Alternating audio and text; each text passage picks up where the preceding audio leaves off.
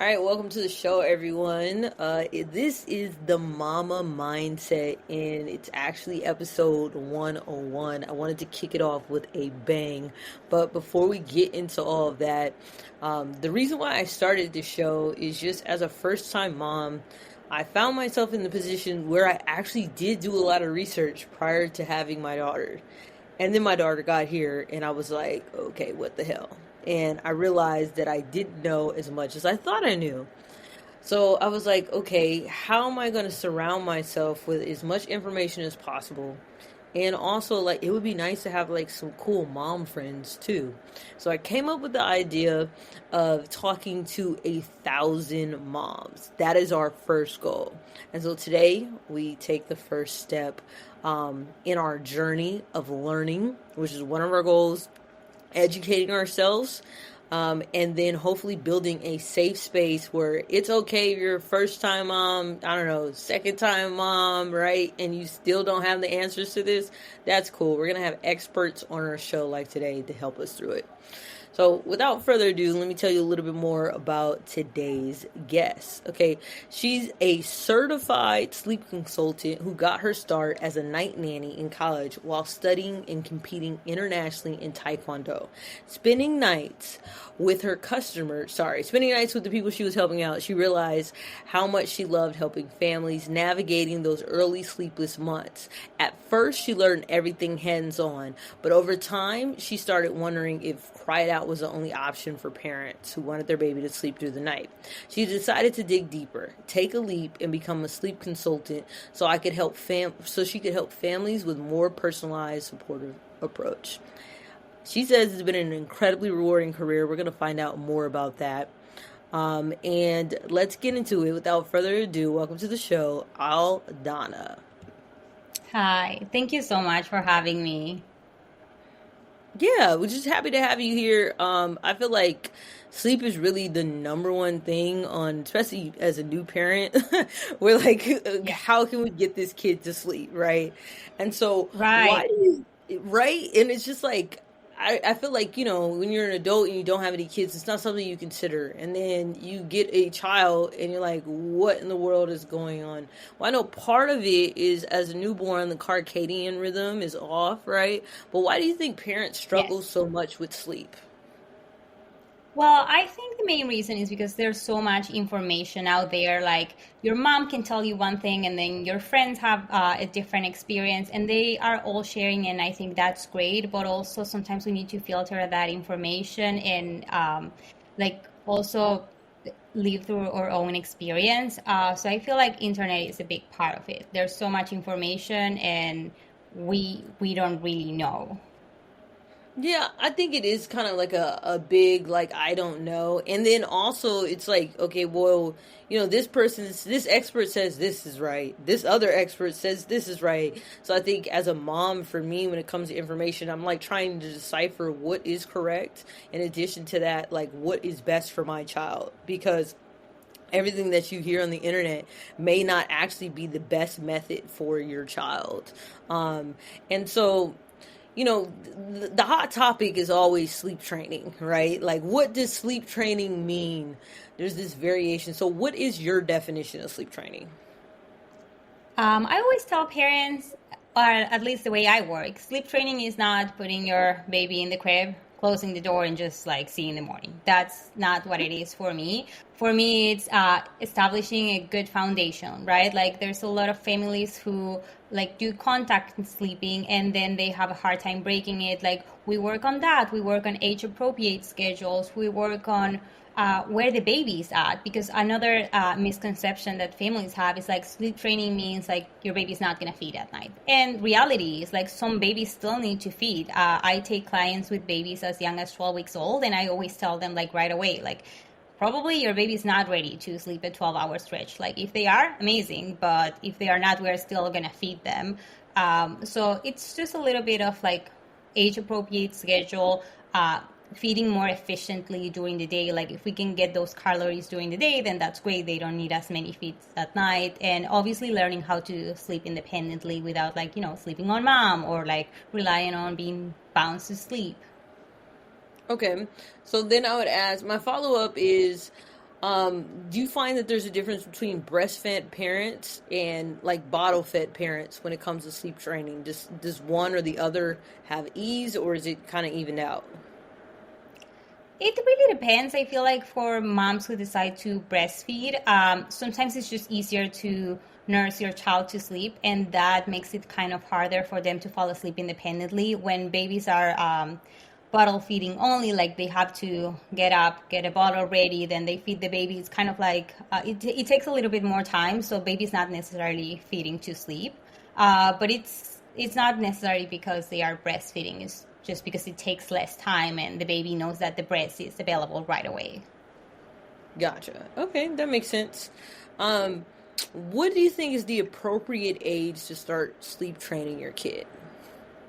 Well, it really depends on when the family feels ready because this is a process that where you involve the consultant, like the consultant is there to help you and kind of like coach you, but the parents are doing all the work and it's exhausting. Like you know how being sleep deprived is, and it it just takes so much energy. With the methods I work with, like you're always comforting your baby, so the first few nights feel tough. So it depends on when do you feel ready to do it, and also it's about the expectations. Like babies as young as 3 months old might still need a feed, so I tell the parents like if you want to sleep train, that's great, your baby will sleep longer stretches and can fall asleep independently, but he might still need the 1 a.m. feed.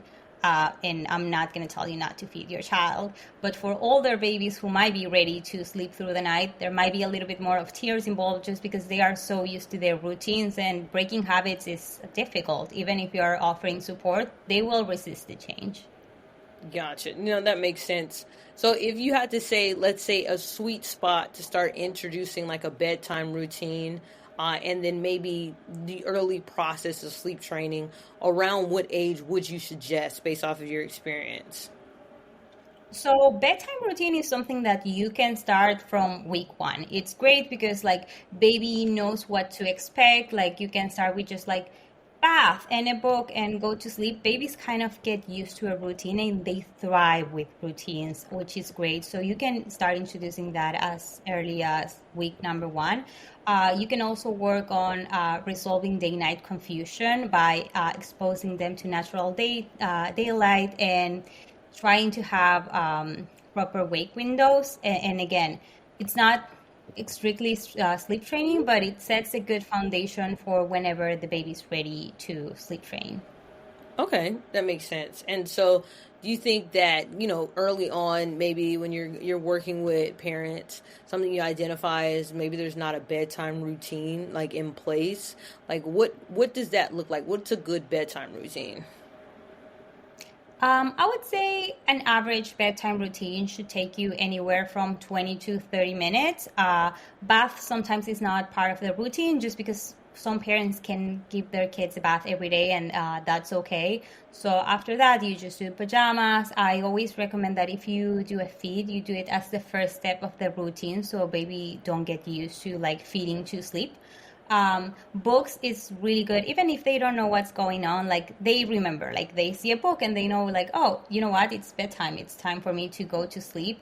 They might not create this association right away, but after some time like they know, and it just makes the process easier.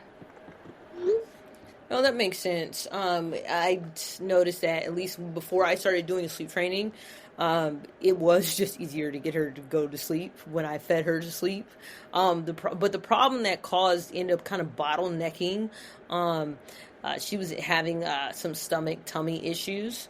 And so if she didn't burp, it made it 10 times worse. Like at a certain point in the day, it was just catching up, and then she would have like these gas attacks. So that's interesting. As we got into like our version of sleep training, that is kind of like how I start my routine with her. I feed her, and then we change her, um, give her like I'm gonna say like a light massage with like some Vaseline that's safe for kids, and then we read a book.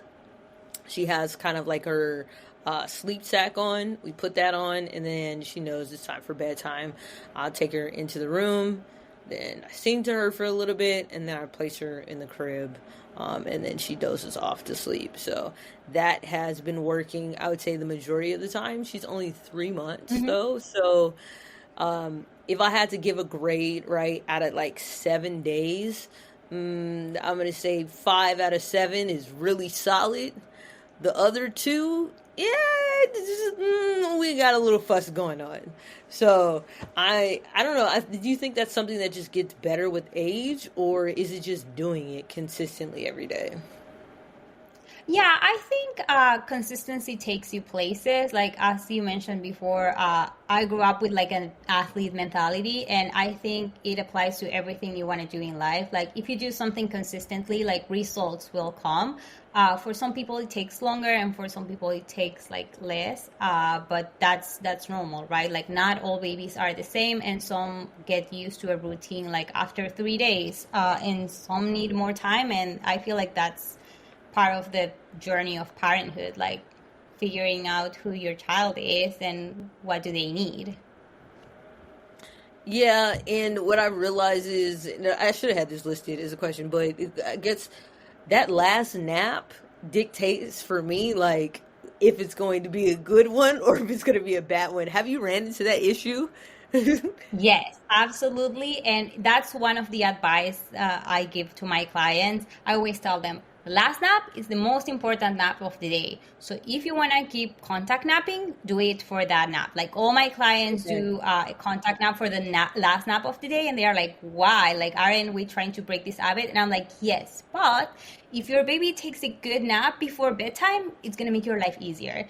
If not, it it's not going to be as simple. So yeah, it's actually part of like the program I run. Contact naps are still a thing, and it's always in the last nap. Okay, so then I'm not off because I'm like, there's days where I'm just like, yeah, I'm just holding you right now. I'm not dealing with this because in 2, 3 hours, it's gonna be a pain. I'm not gonna get anything done when it's time to put you to Yeah, sleep if I don't hold you for this nap.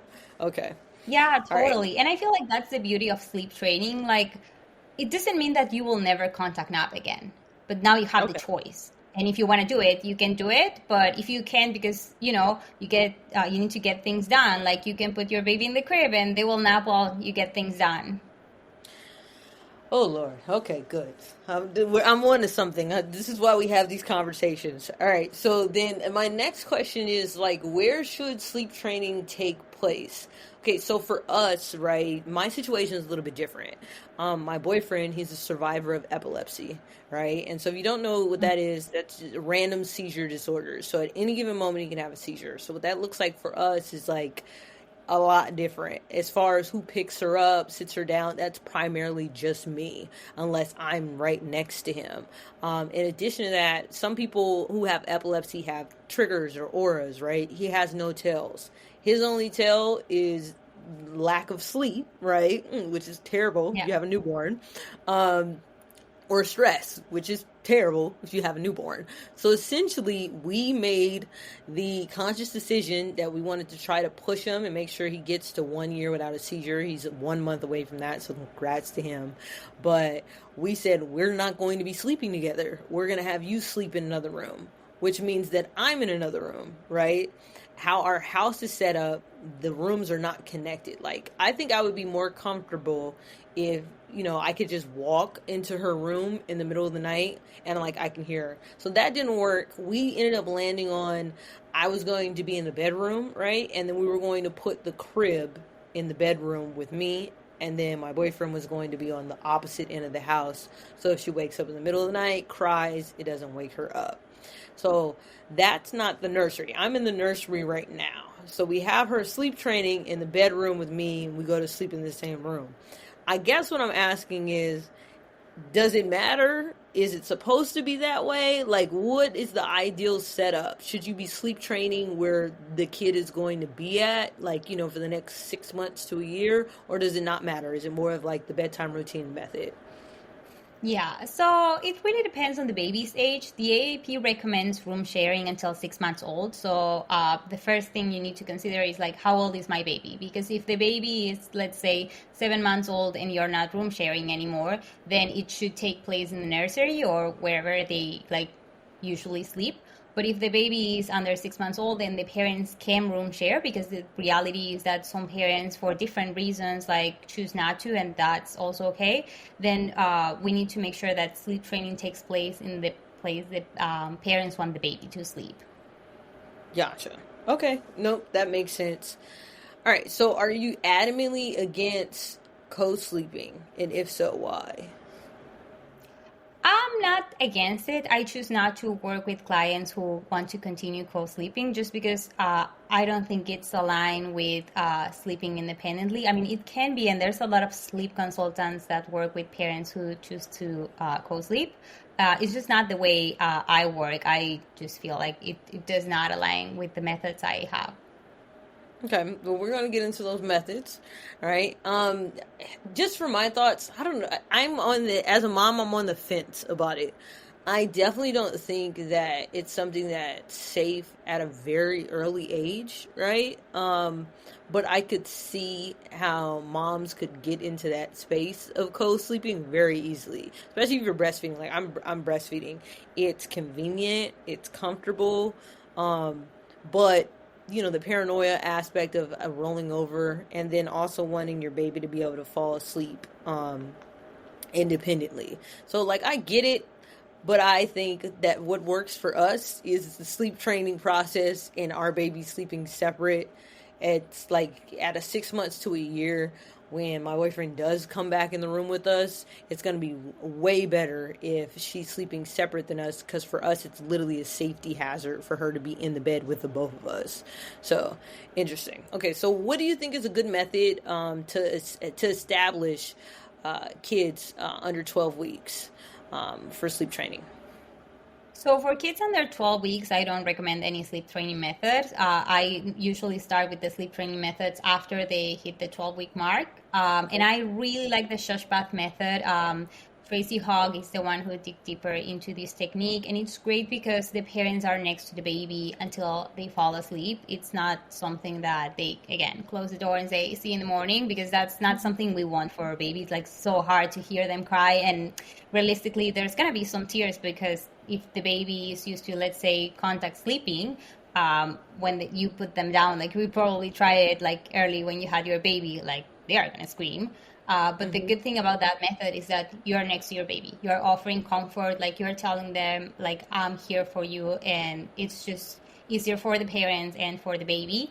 For babies older than 6 months is a method that unfortunately it doesn't work as well. So there's a few more tiers involved. I think quick checks work really well, but it also really depends on the baby. Some babies take comfort and they do really well with, let's say, like crib-side comforting, and some babies just like won't take comfort if you don't give them what they want. So really depends on the baby's personality as well, and the family tolerance to tears. Some families, because they need to go back to work, they need results in 3 days, and unfortunately methods that involve a lot of comforting take longer than 3 days. So it's a mix of the baby's personality and what the parents need.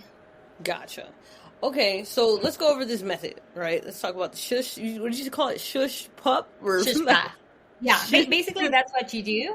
Okay. Like after a full wake window, you put your baby down on their backs.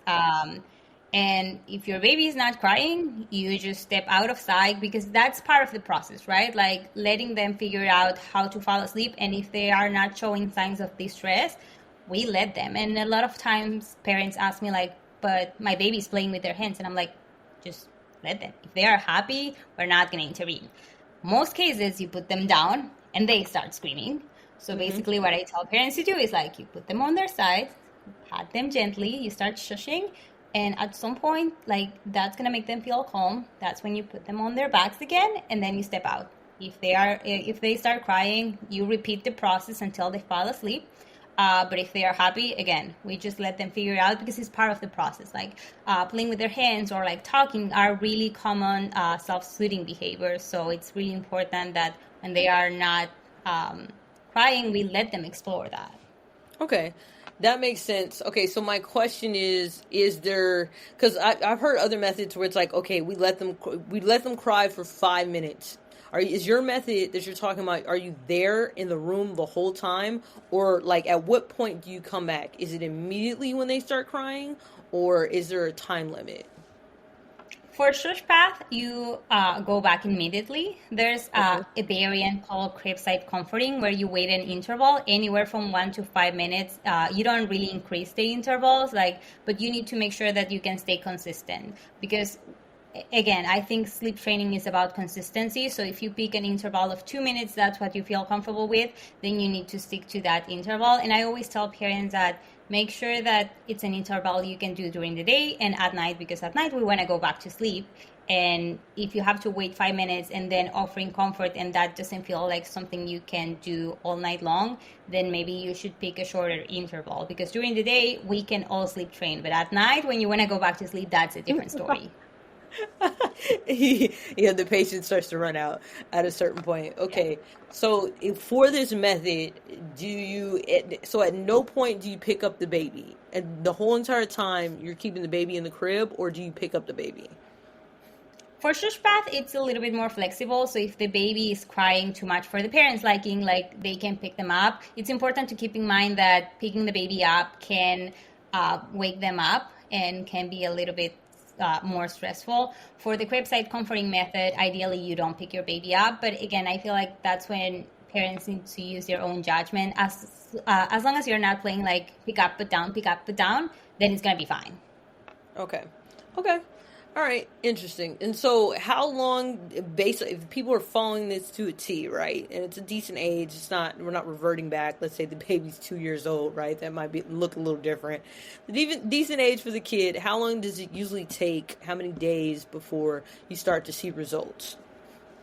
So I would say 3 to 5 days to see improvement at night. Usually, night sleep gets better before naps. For Mm-hmm. naps, it takes 7 to 10 days. So Gotcha. average a package lasts 2 weeks, just because it's how long it takes, and if you need to change something or adapt a routine, like it gives you like some extra days to make sure that when you finish with the family, everything's like working out. Okay.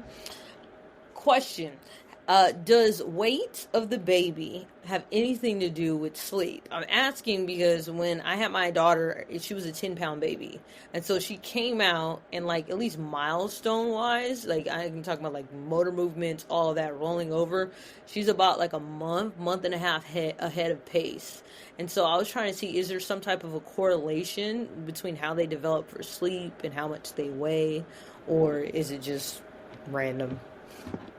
For premature babies, it does have a correlation and you have to adjust the age. So let's say baby was born before 36 weeks old. So you need to adjust the age and you should wait a little bit longer to sleep train because they might be 3 months old, but they are not like quite there. For babies who were born on term, like it's kind of random. Like it obviously Okay. helps if your baby has a healthy weight and if they are having enough calories during the day, but I've seen babies who have like a healthy weight and they still need to feed one time at night. So it's kind of random. Okay. Interesting. Very interesting. So, can people mix and match the methods to figure out like what works for them? Or would you suggest just sticking to the method and seeing it through for that period of time? So I always like to compare it with the puzzle, right? Like all sleep training methods are a different puzzle. And if you mix and match, you might not get the full picture. Some things might work, like establishing a good bedtime routine probably works for pretty much every single sleep training method. But some things are a little bit more specific, might not be great to mix and match with other sleep training methods. So what I always tell parents is like, let's stick to the method for 3 or 4 days. If you don't see any improvement, we can like review it and change it, but also give it time because I feel like sometimes parents expect like this overnight solution and not even Cry It Out is an overnight solution. Everything takes at least 3 days. So you need to give your baby and the process time to see if it's really working or if it's not working. Gotcha. Okay, no, that's fair. When we went through our process, I saw improvement after like the first night in the sense of she slept in the crib by herself. And so I'll get into kind of like my sleep story, right? So, Yeah. in my pregnancy, And I always tell moms this. I say, pay attention to what you're eating in your pregnancy because you never know, it might pop up again when the baby gets out, because that's exactly what happened to me. So in my first term of my pregnancy, I was notoriously just sick, and I didn't realize what was taking place. Like, was it just because I was having morning sickness, or was it something specific? About 2.5 months into it, I realized that it was because I was eating chicken. And I could not hold down chicken to save my life. To know me, you know how much chicken I actually eat. That's pretty much all I eat is chicken and fish. So for me to cut out chicken, I was like, what am I going to eat? I have no idea. But I made it through the pregnancy because I just adapted, right? And then Yeah. what ended up happening is, of course, you have the baby and you want to eat everything that you couldn't eat during pregnancy, right? Probably wasn't the smartest idea, because I should have eased into something because I'm breastfeeding to see if it was going to affect her. Didn't do that. I went for the full plate, sushi, fish, chicken, just everything, right? That Yeah. first couple weeks. Mind you, the first week or so, no side effects, nothing that I noticed. She was, eating, burping, no tummy aches, cool. By the time we got to week 3, at a certain time, it started to be hell. Like, she was screaming her head off. And then we couldn't figure it out for the life of us. We was like, okay, what's going on? Like, why is she having this tummy aches? We're like, okay, well, maybe she's not burping. Because sometimes we wouldn't nurse her to sleep and she wouldn't burp. Like, maybe it was piling up, right? Okay, well, then we got her to burp every single time. So clearly it's not that. Like, what is this thing? What could it be? We took her to the doctor. They're like, well, maybe she has some colic. I'm like, my mom was like, colic babies scream, like, notoriously. This is happening at a certain time, like every single night. What's going on? So I started doing research, yada, yada, yada. Figured out it's gas. Okay, well, why is she having gas? So something just randomly hit me, and I was like, like, what have I been eating? Like, maybe she has a food allergy, right, to something. And I was like, well, what could it be? And I was like, well, dang, I couldn't hold down chicken during my pregnancy. Like, maybe maybe she's allergic to chicken. Maybe it's like passing through or whatever. So I'm like, I'm going to go 24 hours without chicken. Go 24 hours without chicken, gone. No tummy aches whatsoever. Wild, right? So I tell that Yeah. story to say this. So during that time, which literally ended up being about, I'm going to say a month and a half, right? To get her to go to sleep at night was damn near impossible. Because she was uncomfortable. She was screaming, right? So some of that's not to her fault. The only way she would go to sleep is by me holding her, right? And at the time, don't judge me, I did not know that sleeping together on a couch was probably the worst thing that I could do. I did not It know. happens to every parent. I didn't know. Had I known that, we would have immediately flip flopped, because my boyfriend was in the bed. I was in the nursery, right? We would have flip flopped. I would have been in the bed. He would have been in the nursery, whatever, right? I ended up, it was crazy. My mom took a picture of it, like how we were sleeping. I had a travel pillow on my neck, right? I had a pillow to the left because that was the pillow in between, right? She would sleep on my shoulder, right? And then I had a pillow behind me, and I had to like back into the spot, like, and I'm sleeping at like a 45-degree angle, and she wouldn't go to sleep till like 3 o'clock in the morning. Good thing I was on maternity leave, right? Yeah. Um, and then maybe 2-3 hours. But like, okay, so when am I going to use the bathroom? You know what I mean? Just like all these things. Right. Yeah. That was insane. So I couldn't wait until sleep training. My mom kept talking about it, like, okay, we're gonna do it. We did it a little early. We did it at 2.5 months. And that's just based off of like how Sky is and her weight and stuff. My mom was like, okay, we'll do an alternate version, and we won't try to get her to sleep all the way through the night. We'll just try to get her to sleep separate. And so I don't remember what the version is that she did for sleep training, but the gist of it is it's similar to the Shush Pat, right? But she Hmm. would go in and she would pick her up, like if it got to the point where she was inconsolable. And then she would put her down and then walk out. We had the baby monitor on. It was a certain amount of time. She did increase the intervals. And I'm looking back at it, it probably would have been easier for us to keep the same intervals. Like, that's something that I would have suggested too, because we did 3 minutes, 5, 10, and then 15. And then, like, for us, it was easier at night than it is in the day, because in the day I have, I'm busy, I have to work, I have to Yeah. do all this stuff. But it was intense, and then it just one night it just clicked, and it was just like, ah, like I could do things now. I don't have to hold the baby all day every day. And so I'm so excited that we can do it. It was why I'm so passionate. I wanted to have you on the show and just talk about sleep, because as a mom, just as a person, you can't function if you're not sleeping. So like it's so important that we find safe ways to like to train our kids to sleep. But that's my little sleep training story. I wanted to get into like this next phase, which I hear some of my mom friends talk about, which is sleep regression. What is sleep regression, Yeah. and what should we do about it? What I feel like it's really important to talk about what a sleep regression is, because it has such a terrible reputation, and I get it. Going through a sleep regression is tough because your baby will not sleep. But what is a sleep regression? A sleep regression is when your baby learns a new skill and they are going over this cognitive process. Let's say for the 4-month regression, babies usually learn how to roll, and sometimes they just wake up at 2 in the morning and they are like, what a wonderful time to roll. And they start doing it, but they don't realize they will get overtired. They will have a hard time falling asleep, and then they wake up the entire family. The good thing is that it doesn't last forever. It usually lasts like 1 or 2 weeks. But that being said, since it's a cognitive process, there's nothing we can do to prevent it. And if we could, we don't want to do that, right? Because it's part of like their development. What usually happens with the regressions is that since the baby's up all night, parents tend to bring the baby to the bed, and that's when they end up co-sleeping, because sometimes you have to do what you have to do to get your baby to sleep, because we are all adults at the next day. We have to function, and like baby, work, or whoever doesn't really care if we slept or not the night before. But what happens is that sometimes it turns into a habit where now baby's co-sleeping and I don't know how to break it. So that's the tough part about sleep regressions. But what we can do is sticking to the routine as much as possible. Like if the baby's on a schedule, just keep putting your baby down. They will probably take longer to fall asleep, and you know what? It is what it is.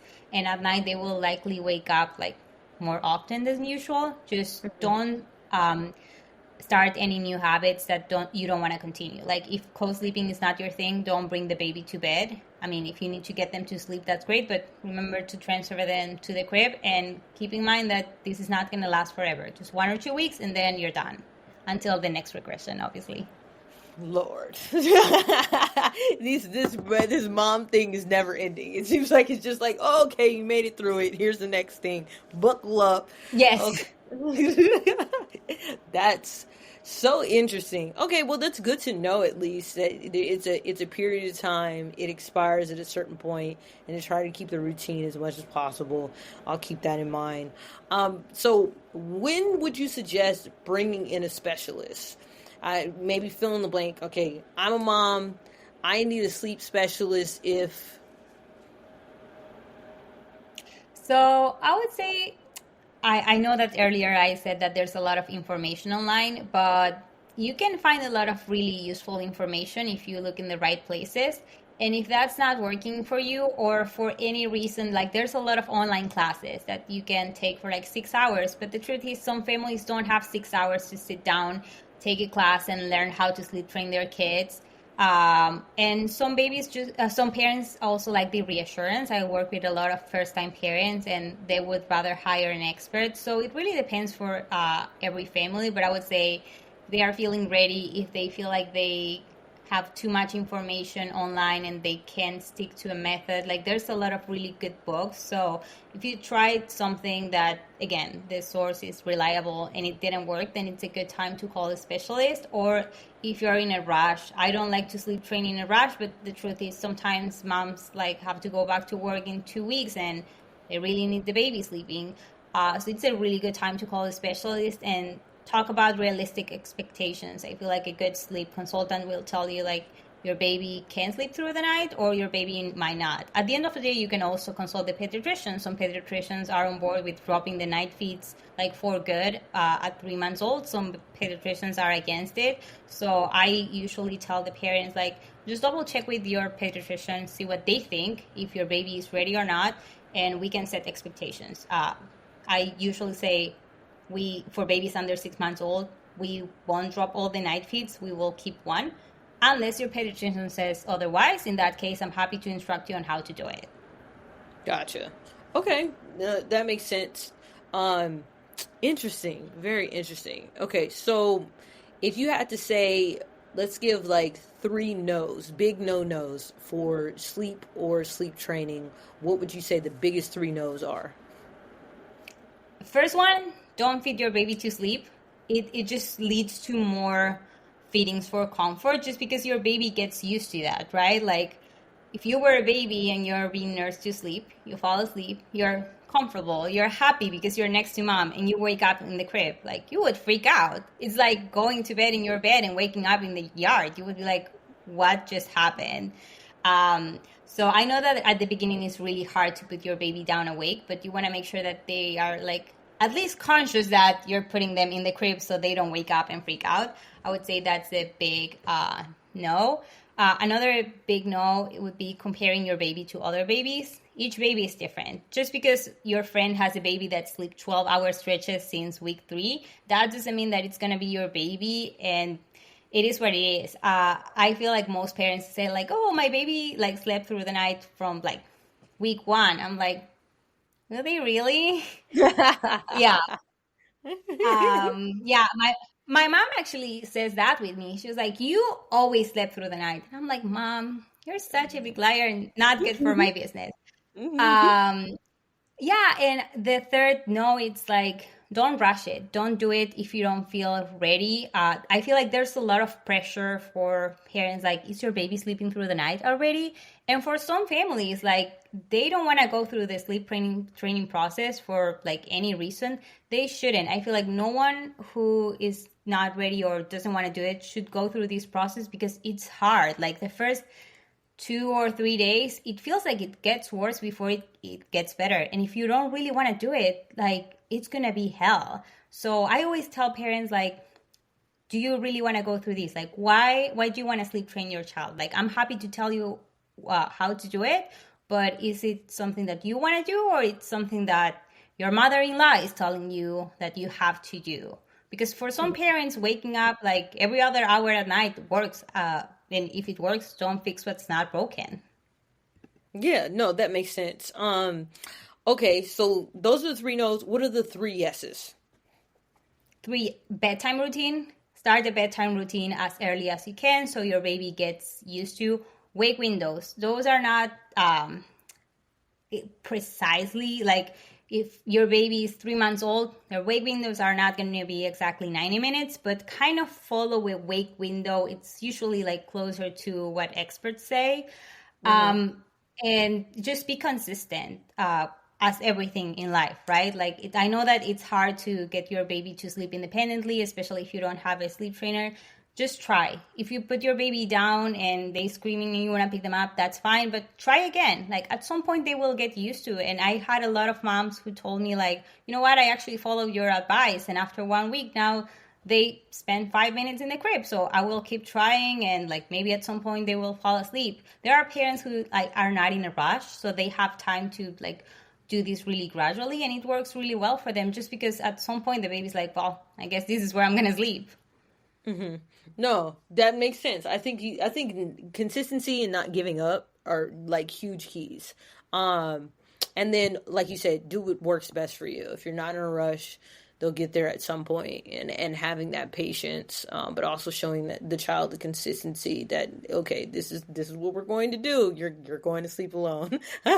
And there's nights Yeah. where I'm telling Sky, I'm like, okay, so we're being fussy right now, but it's still happening. It's still happening. You're Yeah. still going to get in your crib. Interesting. Okay, I love that. Is there anything you want to add that we haven't talked about? No, I think we cover pretty much everything. And as I always tell my parents, do these when you feel ready. And if you're feeling overwhelmed, it's okay to ask for help.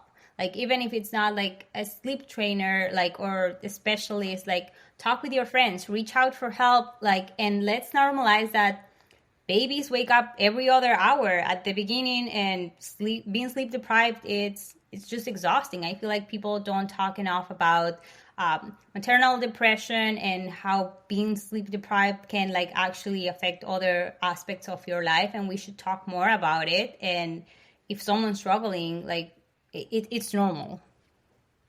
Yeah, I always talk about one of my favorite sayings is like, drop your pride, get your tribe. So whoever that is, whether it's a sleeping consultant like you, or for me it was my mom, I wouldn't have made it through the first 3 months without my mom, like at all.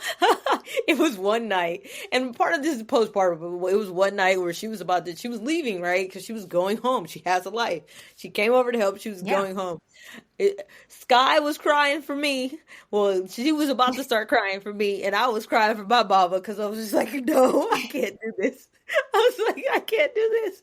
You mean I have to be a mom now? Why are you leaving? Oh no.